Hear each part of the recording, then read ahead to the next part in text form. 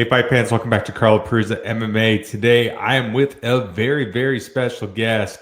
My guest is 2-0 in the UFC. He's the winner of the Ultimate Fighter. He's got his return to the octagon going down very soon, May 17th, taking on a very tough guy in Sodiq Yusuff. He is the legend. He is Mr. Mairon Santos. Mairon, how are you doing, my friend? I'm doing good. Thanks, man. Thanks for having me. I love the introduction. So let's go.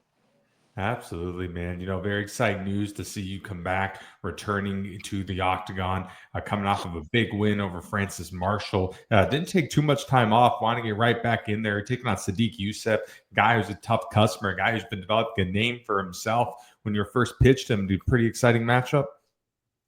Yeah, that's a good matchup. He's a big name. He's fought a lot of good guys. So I'm excited for this opportunity and I can't wait to show and perform. Absolutely. You've really been making a big name for yourself in the UFC, coming on as one of those top prospects, only 24 years old, such a young fighter. For you, you've been at this game for a very long time. You've done really well on the regional scene. Then we saw you get on the Ultimate Fighter a couple years ago, and things really took off for you. What was that whole experience like getting on the show? Man, it was amazing. It was like a changing moment in my career because before Tough, I was one guy, and after I was another guy, totally different, but in a good way with more experience. And I could see, like, from close how high level athletes they train, they eat, and things like that. So it was very good for me. I learned a lot. Absolutely. A big part obviously was the end, the finale. You got to find the finale against Kano Philly. They were able to win there. Beautiful finish. What was that moment like for you? It was amazing because he was like one of the guys that people were saying that he was gonna win. He was one of the favorites to win the show, and it was amazing because I knew how tough he was, and I could see in myself that I can overcome challenge, and I can win against like top guys, high level athletes. So it was amazing, and it got me to the UFC. So it was one of the best days of my life for sure. Then since your time in the UFC, since you made your debut and everything, obviously looking really good. Took out Francis Marshall in your last one. Some people not 100% sure of the decision there. Some people were a little hot about it when it happened. Being able to watch the fight back and look back at it now, are you convinced you clearly won the fight? Yeah, man. I said that after the fight, when I watched again, I said some interviews that I thought that I lost, but for me, it's in the past. Now I'm focused in the fight that I had ahead of me right now, and it was cool because it's it was a fight that's gonna bring a lot of good things for me, like experience. Like I learned a lot about myself and things that I have to do better next time. So I think it was a good way to start in the UFC fighting a guy like Francis. And yeah, I think I got very good lessons from this fight, and I'm gonna show this on my next fight for sure. Absolutely. So you train over Extreme Couture in Las Vegas with some of the best fighters on the planet. Eric Nissick doing such a good job over there. One of the guys that you train with, Matus Camilo, guys you guys are really good friends with. A guy that's also going to be fighting on the same card as you on May 17th.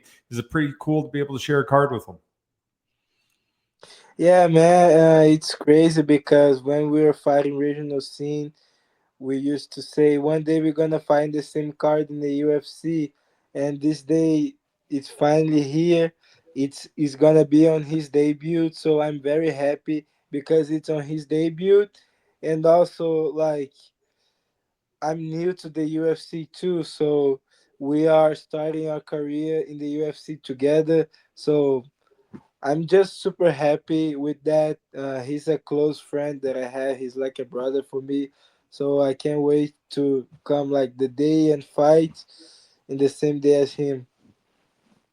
Absolutely. You talk about battling it out on the regional scene. That's something you did for a very long time and had a lot of success. So many people watch the sport. Very few people understand what fighters go through. When you're fighting on the regional scene, you're not making millions of dollars. A lot of guys, you travel from all over the world. You leave all your friends and family behind from home, move to the US, sacrifice everything, miss birthdays, miss Thanksgiving, don't see your family members much just for the chance to maybe fight in the UFC. You've done this for a long time now. You've made it to the biggest show on earth. What's made you want to keep pushing and going? What's made you go through all the sacrifices? Man, I always believed that I was one of the best fighters in the world. So I would always say to myself, if I get the chance to be in the UFC, I know I'm gonna be there forever. I know I'm gonna make money. I know I'm gonna be in the top. So I knew that once I get to the UFC, there's no way back.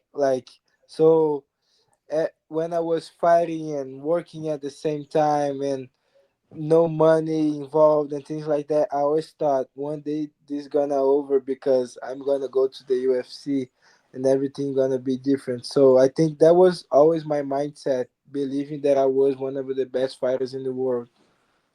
Do you feel that fighting is more mental than it is physical? Um, I don't know.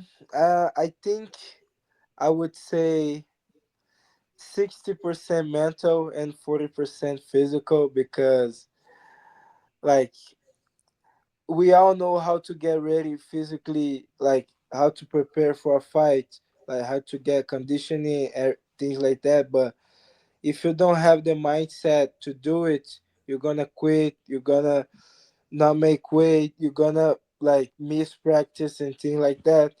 So I always had like a very good mind about fighting because I always believed that I was one of the best. So some people, I think, when they don't trust themselves, that's when things start to get like bad because even though they're good fighters, they don't believe in themselves. So I think my the mentality is very important too. It's more important than like the physical aspect. One thing that I love about you, man, is you're such a well-rounded mixed martial artist. I mean, with the hands, you're very deadly striking, very good with your wrestling, very good with your jiu-jitsu. You're a really tough customer. At what point in the career did you really start thinking, if I want to try to go to the UFC, if I want to be one of the best in the world, that I need to be as well-rounded as possible? Man, I started I the first time I said that I was like 14 years old, wasn't training and just watched like tape from Anderson Silva and I was like I can't do that. I'm going to be just like this guy. So I always believed even before training. So I think like watching fights made me be like so hungry because I always thought it was cool, like seeing guys overcome like challenge during the fight, things like that, like seeing guys being knocked out and then coming back and winning. So I think when I saw that, I thought, okay, that's what I want to do. So for me, I always believed even before training. So for you, obviously from Brazil, so many great fighters have come from Brazil over the years. Growing up, who were some of those guys that you really liked, maybe modeled your style off of or big motivations for you? So the guy that made me start, Anderson Silva, but I would also watch a lot of Lyoto, Shogun, like guys like that, Vanderlei Silva. Man, I remember that I found a Russian site. It's like the illegal stream.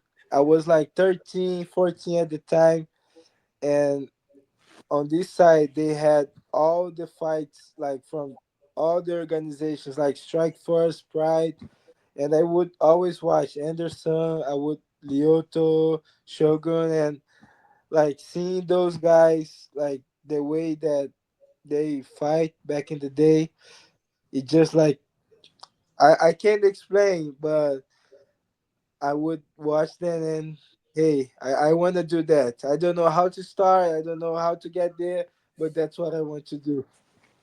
Absolutely. You know, when you made your debut for the first UFC card, when you won the finale of the Ultimate Fighter, obviously, you had a big moment. You were able to win the season and everything. But when you were able to make that walk, when you were able to go in the cage, was that kind of a moment where you got to really reflect on the journey and be like, hey, I started here, I moved to the US, like sacrificed everything, and I made it.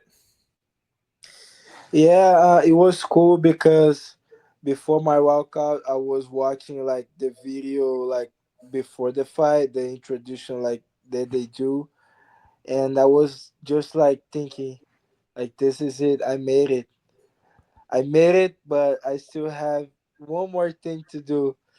But I was just like so happy with the moment that I don't think anyone could beat me that night because the happiness that I was carrying with me was so big. And yeah, man, it was a special night. And I really, during my walkout, I was like, okay, this is it. My dream has come true. Now I just have like to finish the job and celebrate. So yeah, that was my mindset that day. It's so crazy to think you're only 24 years old. You've looked very experienced. You look very seasoned in your game right now. And really, we're just starting. The career for you, the adventure is just starting. Is it kind of crazy to think that you made it here this quickly? Um, Man, to be honest, I think it took more time than I thought it would be because I went like 10-0 in the regional scene, and I thought, okay, a lot of guys are in the UFC right now with 5-0, 6-1, like fewer fights than me, right? So I thought that it took more time than it should, but at the same time, I know it was necessary because I wasn't ready back then. When I was in Brazil, I wasn't ready yet. I was ready just when I lost. Like when I had my first loss, I finally understood how the game worked and what I had to improve in my game because before I wasn't defeated, so nobody can beat me. Uh, a lot of guys tried, but I always find a way to win. And when I lost, I finally realized that I needed to improve a lot of things in my game. So at the same time that I thought it took a lot of time, I know it came in the right time. Like it was like 5 years after my debut. And 1 year after my debut, I thought I was ready, but I wasn't. So I think everything happened in the perfect moment. And right now, I really feel that I belong in the UFC. Absolutely. So you're getting ready. You're taking on Sodiq Yusuff here. Big matchup on May 17th. Overall, what do you think of Sadiq as an opponent? I think he's a great fighter, very aggressive, knockout power. And I think it's a good game. Like it's a good style for me because he's gonna come forward, and I know I'm gonna find my counters. So I can't wait. It's gonna be good. With as good of a counter striker as you are, fighting in the apex, fighting in a smaller cage, do you feel that suits you more? Does that give you a little more of an advantage here? Man, to be honest, I don't feel like I have a lot of experience like in both cages to say it because I fought like 3 times in the apex, like the in tough and the finale, and I fought once in the big cage. So I think I'm used it you with the small cage. Like we are not heavyweight, so we have space to move, and I think it's gonna be good. Like he can put me against the fence, but I can put him there too, and I know how to trap people, so it's gonna be good. I'm really excited for this fight because if you watch both of you guys fight, it's nothing but pure entertainment. I mean, he only knows how to go forward. You only know how to go forward. You guys love to throw and bang. Could you see this one turning into a 3 round dogfight? Yeah, man, he's tough. He's been knocked down and he recovers. So I think he can go 3 rounds. I'll be ready for it, but my plan is to knock him out. Does it excite you when you know that you're facing a tough guy, when you're facing a guy that, the MMA fan, all the big MMA fans know who Sodiq Yusuff is? Does it excite you to get to this point now when you're facing dudes, you're facing household names? Yeah, man. Yeah, I'm I'm super excited. Big name. A lot of people count me out, and that's what I like. Like just like the finale, people are saying the same things that they are right now. So I'm excited. I can't wait, man. I can't wait. I think I think it's gonna be very good for me. A little earlier, we are talking about your first loss. Do you feel benefit of after already having that first loss? For some guys, they tell me having that first loss on their record, they fight free. They don't have to worry about it. The zero is done. It gives them more of an advantage. Do you feel any benefit of having that loss already on there? If I could go back in time, uh, I would rather stay undefeated, but because I don't like to lose. But for me, it was very beneficial. Like I learned so much, and in my case, I don't like regret losing. I think it was good, and it just like brought me good stuff. So I think the way everything was so far in my career is perfect. It's like this loss was very good for me. The sport has evolved so much. I first started watching this 2005, the first season of The Ultimate Fighter of Diego Sanchez and Forrest Griffin. And now we're at a time where it's so big. They're in all these big arenas. It's on ESPN. You watch it almost every week. Social media now plays a big role. Everyone's on social media, fans talking all the time. You really see a lot of the personality of the fighters come out now. How do you feel like personality and entertainment has affected combat sports?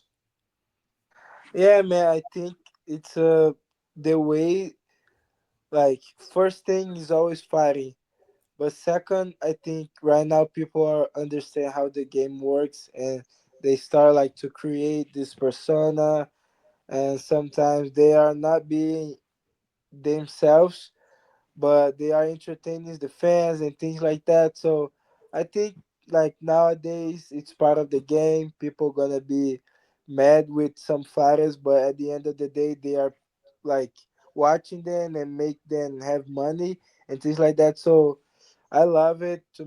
To be honest, like I don't like to do that a lot. I rather be myself, but I think it's part of the game. And when like we have a big fight coming up, like Conor McGregor guy that talks shit and things like that. I don't like, but at the same time, I will turn my TV on to watch every time he fights. So I think that's how the game works today. So people may not like you, but if you make them like turn the TV on to watch you, you're doing right. So that's what I think, and it's part of the game. Absolutely. We have a term now that we use a lot. It's called the casual fan. So these are the people that usually like to get drunk. They go to Buffalo Wild Wings. They watch the fights. They like to yell, twist them, and the you know what. And they like to boo and have all these crazy talks. What's your overall thoughts of this? Do you kind of just laugh at it? Yeah, man. I think the internet today gives power to people to say whatever they want. Although I wish like I could punch some people in the face because of that, but I can't. But yeah, man, it is what it is. We all know what would happen if we take this person that is talking shit about a fighter and put him in the cage. Like we all know what's gonna happen. So it's part of the game, and like I said, people like that, they are watching, like they are making the UFC like grow. They are making us like have more money and things like that. Like the more people talk about you, bad or good, like it's gonna be good for you, right? So it's part of the game. So it is what it is, and sometimes like it bothers me a little bit, not just with me, but with other fighters when I see some people talking shit. But it's part of the game, so we just have to accept. Before I let you go here, I wanted to talk about some big UFC fights that are coming up, and I want to get your predictions to see who's going to win these big fights. This weekend we got a huge title fight. We got Bilal Muhammad defending his title against Jack Della Maddalena. Who do you think is going to win that one? So I think Belal's gonna win. His wrestling he has improved a lot, and I think he's gonna like put his wrestling in the cage, and he's gonna win this fight. So then we got a big rematch coming up here not too before too long. Sean O'Malley taking on Merab Devashvili once again. Who takes the rematch? Merab, I think it's gonna be just like the first fight. Merab's gonna dominate him. And then the last one I want to talk about, one big one that just got announced a couple weeks ago, Max Holloway, Dustin Poirier. I think one of the most anticipated fights in a long time here. Who pulls this one out? So this time I'm gonna go with Max Holloway. First fight, like super young, no experience at all. Second fight, short notice, and he did pretty good. And I think this fight he's gonna be prepared. He's gonna be better at 55. So I'm gonna go with Holloway. You know, when you look at these big names, you see the guys who are holding the belts, the big pay-per-views. You look at those guys, do you get any motivation from them? Does that kind of light a fire under you to be like, you know what? I'm not too far from being there myself. Yeah, man.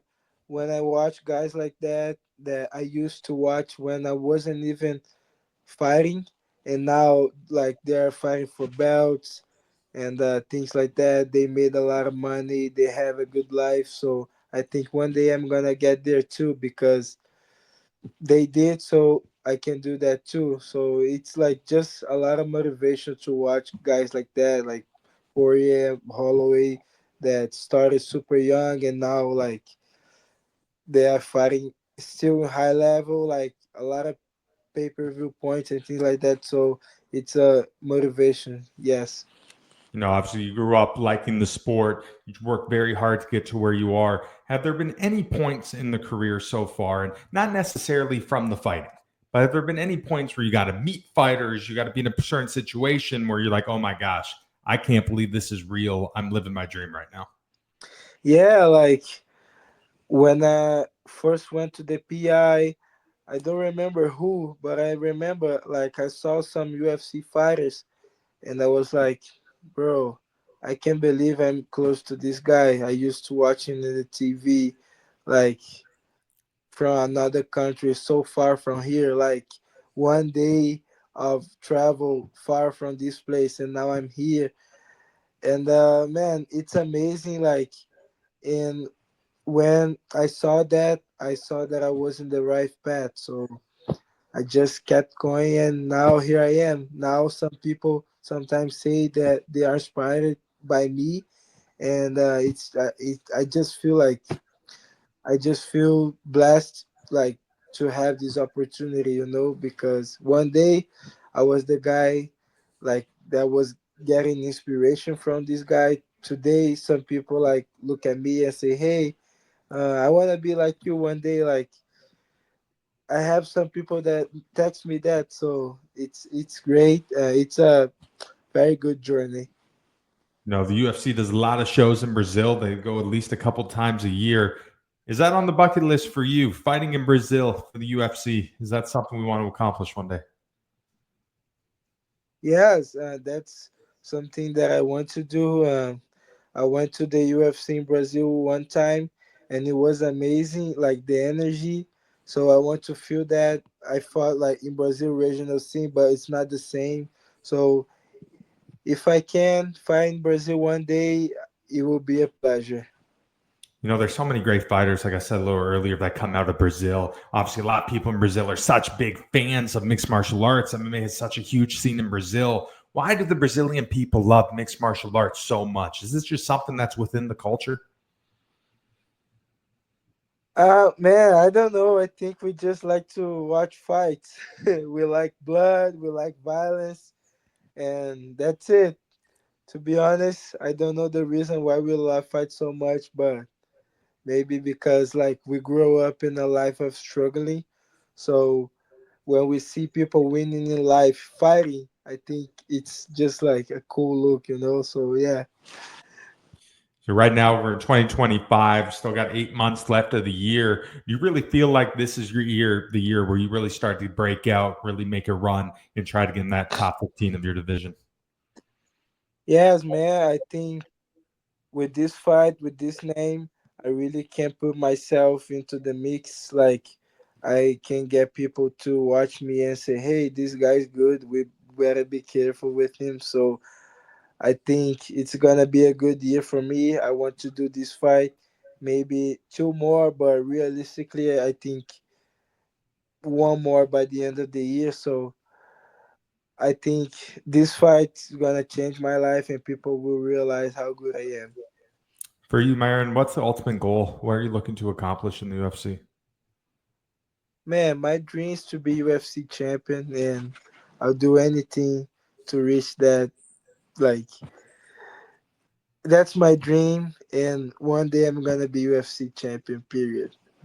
Absolutely. All right, my friend. Last question for you. In a perfect world, what is the outcome on May 17th when you make your return to UFC Fight Night against Sodiq Yusuff?